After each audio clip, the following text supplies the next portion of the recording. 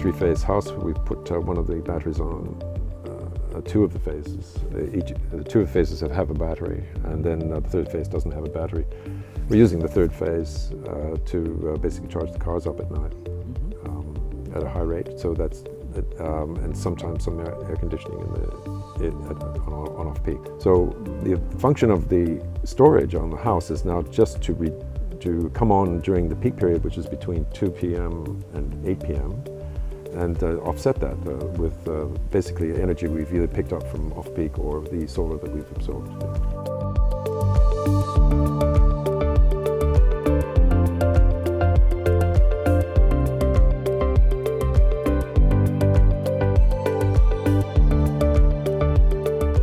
It would probably be over 10,000 kilowatt hours a year. We have 2,600 kilowatt hours in the cars per year, and that's about 20% of the total.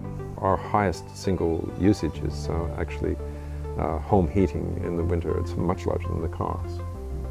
And so if you have to think about where you might attack the problem, it really probably will yield to energy efficiency measures in the home. This doesn't have actually that much. It's an older home, and it was a bit difficult to change in certain respects. So this is the inverter. The battery is just sort of a simple battery at this stage, and this controls the battery output or input according to certain instructions. It's going to be upgraded to deal with outages. So when the power goes off, this unit will switch in the battery and power the house. And so we'll have to have two of those, obviously, with 2 units.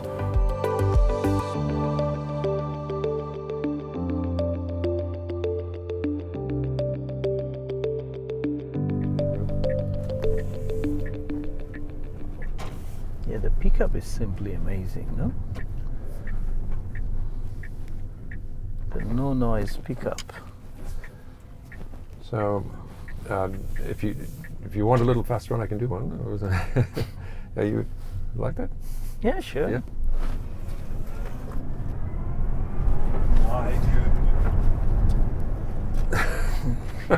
83 within seconds, right?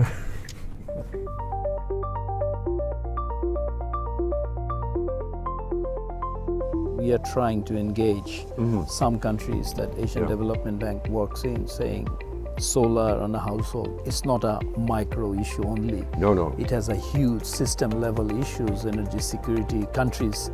It does two things. It isn't just supplying the grid during times of difficulty.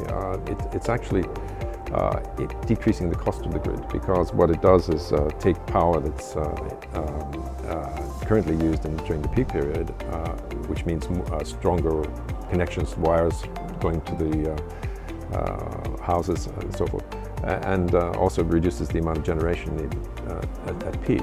But you are miles ahead. You already have 65%. Yes, yeah, and that's an incredible. That's the transport sector and basically the domestic sector. Yes. We're talking about. So that's very, very serious change in planning for the grid, for example, or planning for oil usage, or all of those things. So you stop going to gasoline stations completely? Yes, we don't go there. We sometimes go there to pump up our tires. And which is free? Yes, which is free.